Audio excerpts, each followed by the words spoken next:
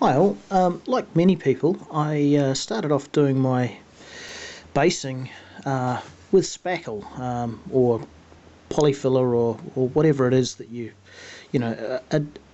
a water-based filler compound to put on the bases and fill that nasty gap between the model's base and the actual plastic base that they sit on. And as you can see on some of mine, I've got some reasonably good results, but in all I wasn't particularly satisfied with the results, so I started looking into doing this another way. As you probably can see, I'm not particularly happy with the sort of smearing ridges that you get when you put polyfiller or spackle as they call it in the US on the bases, and to me it just doesn't sort of look right. Doesn't look natural. So I decided to come up with a new method, or have a go at a new method, and I think I've found a method that's producing quite nice results. So I'll just give you a look at the finished results. This is one of my 25 pounders that I've done for my desert kiwis, and as you can see, the ridges on the bases are pretty much hidden, and the bases all have a nice texture, sort of gravelly texture that you can sort of really work with, and it looks quite realistic.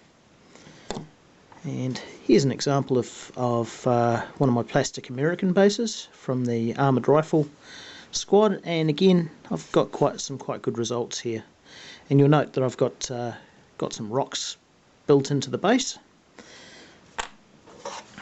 And again, these are metal figures on just glued directly onto the plastic base with the method that I've used, and yeah, just using a mix of the sand technique and some flock there to sort of give it a bit of a Tunisian look, which is what I was aiming for.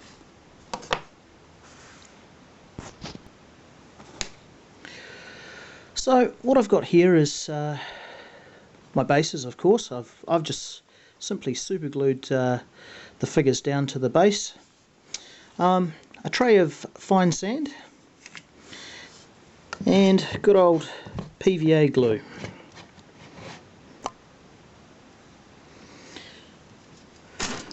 To start the process off, I put a couple of good dollops of PVA glue on the base. Some nice big patches. You want a reasonable amount of PVA glue to get this to work nicely. What we're aiming for is pools of PVA glue around the bases. And so once I've got the PVA glue on the base, I use a brush to gently push it around the feet of the miniatures, and then push the PVA glue up against the base so that it fills the area between the base and the base that it's sitting on. As you'll see, these are some reasonably old figures that I'm using here. I picked up at a second-hand store. I actually spotted some Battlefront miniatures in the old green boxes, and that's why they've got square bases. So I picked these up, and I needed some bases, so I picked up some laser cut MDF bases from a chap I know, and yeah, I'm using these to get me a mortar platoon for my desert kiwis.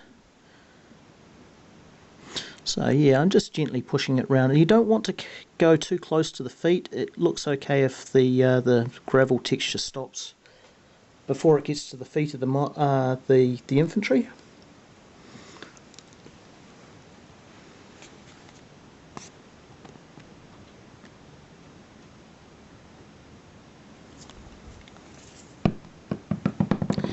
A bit more glue required. Just carefully getting it in between the figures and the mortar. I'm going to change over to a smaller brush in just a second to finish off. If you can, just try and aim for a thin film of PVA on the top of the metal bases, and yeah, go for a thicker pool of PVA around the edges. So I'm going to have to add a bit more here.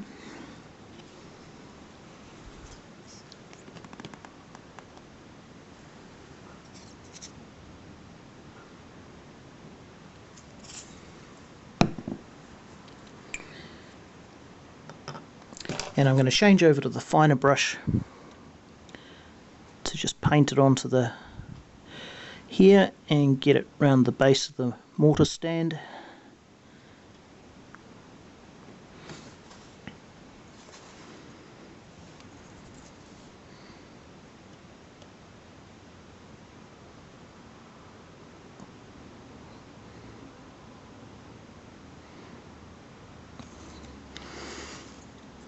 When I'm doing this, I never try and get right up to the boots, because what happens is then the boots look like they're submerged in gravel, which you know, might be an effect that you're looking for, but most of the time soldiers' feet aren't covered up in gravel.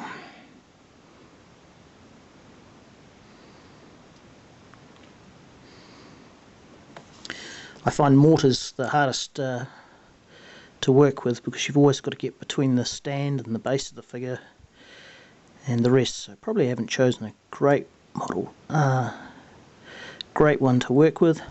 Okay, so that's got it, the base around the feet covered nicely, and a bit of PVA where it's needed up around the over top of the metal base. This also has the double effect of helping to hold the figures onto the base, and so if you drop them, you are very unlikely to have a infantryman shoot off into a deep recess somewhere in the back of your games room, or scoot across and get stepped on by one of your friends at a tournament. So yeah, it's quite helpful.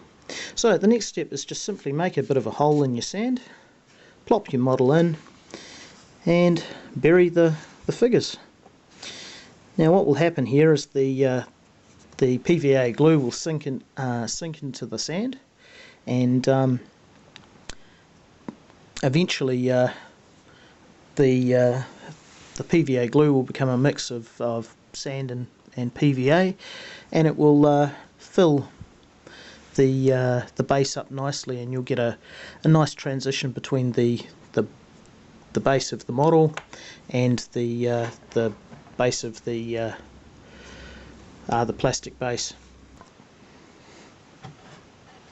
Right, so we'll move on to another figure now, or another base, and we're going to do something a bit different here. We're going to add a bit of extra texture to the base. Like I sort of said, when you don't have mortar to work around, this process becomes quite a bit quicker.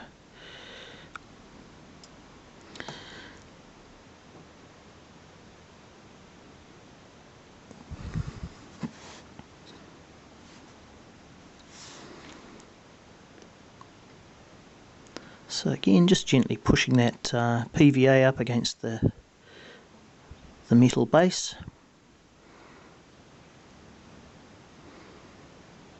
around the edges.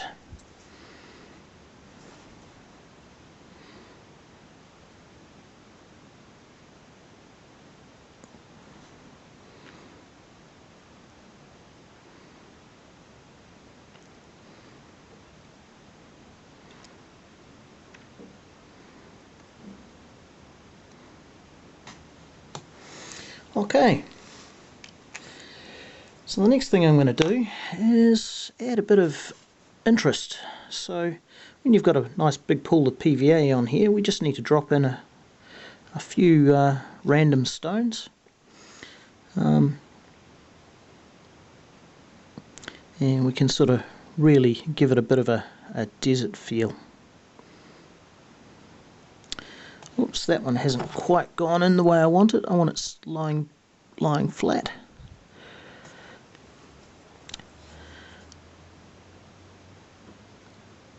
build the PVA up against the side that got the glue on it, and we probably end up having a nice little sort of wind-blown sand effect happening there.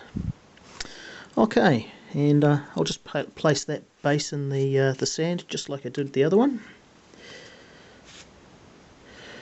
Okay, so it's been about 5 minutes since I put the other base in there, and so I should have most of the sand dropped into have sunk into the PVA, so I can pretty safely tap off the excess sand now. And as you can see here, yeah, the edges of the base have been pretty much completely concealed, and the infantry themselves is just standing in what looks like a sandy plain. So yeah, I think it produces quite a good effect. Now, if the worst happens, and like with this base here, you've got some ridges that you don't quite like, well, just a touch more PVA glue, just in the groove, will remove a lot of that sort of bad texture, or yeah, just will help to remove the lip that you would see. And so yeah, again, just simply place the figure in the sand and flick a bit of sand over top of the base, and you're good to go. And really, as you can see on this figure here, I just prime with white or black primer, and then paint the base and dry brush it as needed, and it gives quite a good effect. Yeah, just like that. Okay, thanks for watching.